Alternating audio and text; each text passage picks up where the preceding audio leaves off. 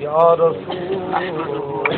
رسول کریم اما بعد اعوذ باللہ من الشیطان الرجیم بسم اللہ الرحمن الرحیم مشائخ اعظام سادات کرام السلام علیکم ورحمۃ اللہ وبرکاتہ۔ آج کی یہ مقدس و مطہر محفل پاک سرکار دو عالم صلی اللہ علیہ وسلم کی محفل میلاد ذکر حبیب کے حوالے سے منعقد ہے۔ ہم اور آپ سب اس پاک محفل میں صرف حاضر نہیں ہوئے بلکہ بلائے گئے ہیں۔ آتا ہے وہی جن کو سرکار بلاتے ہیں۔ یہ زندگی کے وہ سنہری لمحات ہیں جو سونے کے ہر ذرے سے قیمتی ہیں، جن میں ہمیں اور آپ سب کو حاضری کا شرف عطا ہوا۔ سرکار دو عالم صلی اللہ علیہ وسلم کی نعت پڑھنا یہ حضرت حسان کی سنت ہے، اور نعت کا سننا یہ خود سرکار دو عالم صلی اللہ علیہ وسلم کی سنت ہے۔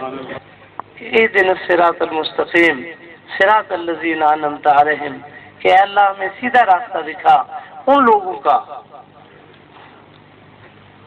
جن پہ تو نے انعامات فرمائے ہیں، جو تیرے پسندیدہ لوگ ہیں، جو تیرے منتخب کردہ لوگ ہیں، جن پہ تو راضی ہے۔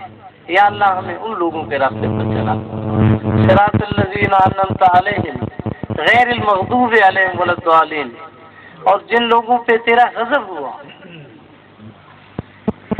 جو تیرے اور تیرے محبوب سے روگردانی کرتے رہے، جس نے ان کی اتباع سے انکار کیا، وہ لوگ ہیں جن پہ اس کا غضب ہوا۔ ولدوالین وہ لوگ ہیں کلمہ مبارک پڑھ کر پھر اپنے راستے سے بھٹک گئے۔ یا اللہ ان سے ہم کو محفوظ فرما۔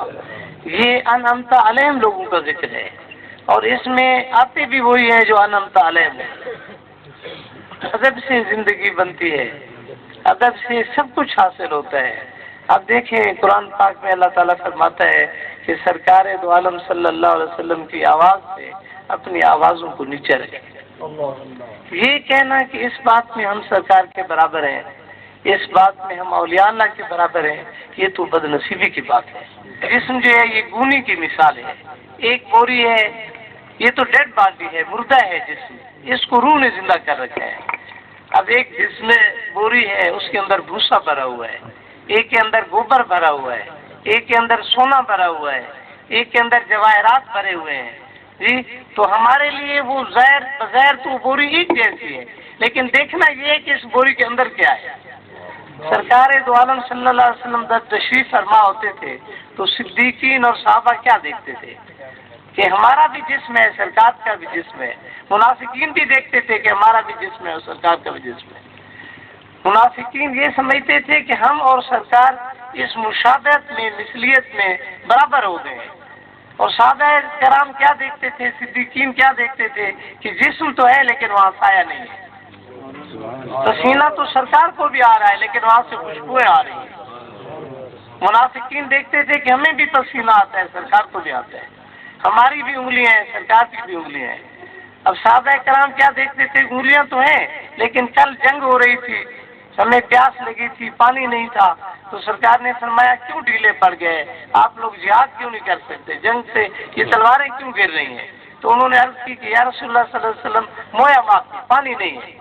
سرکار نے فرمایا مویا پی، پانی تو ہے، سینا مویا یا رسول اللہ، کہاں ہے پانی؟ تو سرکار نے اپنے دونوں ہاتھ مبارک کی انگلیاں اس طرح کی، اور ہاتھوں کی انگلیوں سے 10 انگلیوں سے پانی کے چشمے جاری ہوتے ہیں۔ تو صحابہ اور صدیقین اور منافقین دیکھتے تو سب تھے سرکار کو، لیکن وہ یہ دیکھتے تھے کہ اس جسم میں کیا بھرا ہوا ہے، یہ ہماری طرح نہیں ہے۔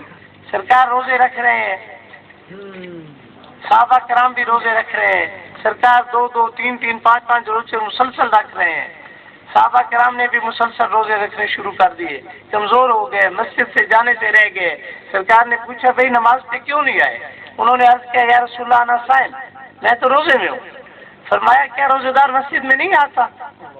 سرکار مجھے دوسرے دن سے روزہ ہے، میں ڈال ہو گیا ہوں۔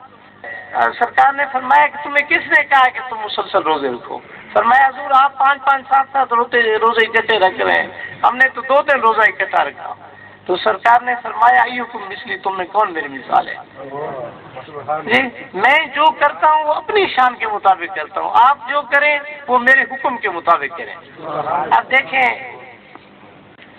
قل ان کنتم تحبون اللہ فاتبعونی، اللہ تعالیٰ فرماتا ہے کہ یا رسول اللہ آپ منافقوں سے فرما دیجیے، مومن تو ویسے بھی محبت کرتے تھے، صدیقین اور صحابہ تو سرکار سے ویسے بھی محبت کرتے تھے، فرمایا کہ ان منافقوں سے بھی فرما دیجیے کہ اگر تم اللہ کی محبت چاہتے ہو فاتبعونی، تو سرکار کی غلامی والی رسی پٹا وہ اپنے گلے میں ڈالو، ان کی محبت کے ساتھ ان کی اتباع کرو۔